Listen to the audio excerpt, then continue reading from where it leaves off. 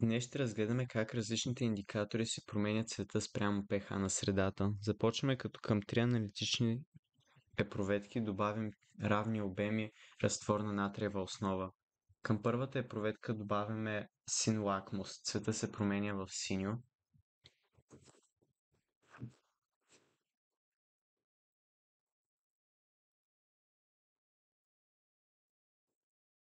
Към втората епроветка добавяме метил оранж,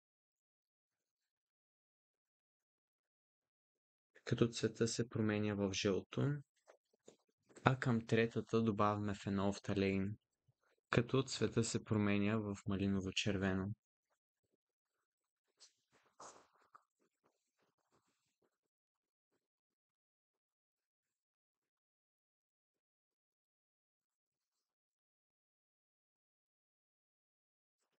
Към други три аналитични епроветки добавяме еднакъв обем разтвор на солна киселина.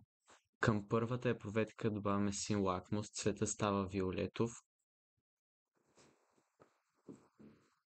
Към втората добавяме метил оранж, като цвета става червен.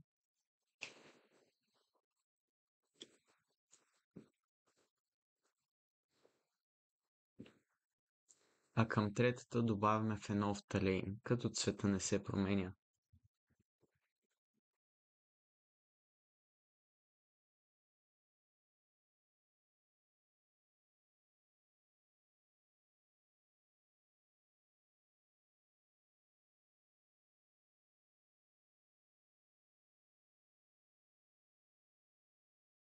Неутрализацията може да бъде демонстрирана чрез индикатор фенолфталеин, като при пълната неутрализация малиново-червеният цвят на основата се губи.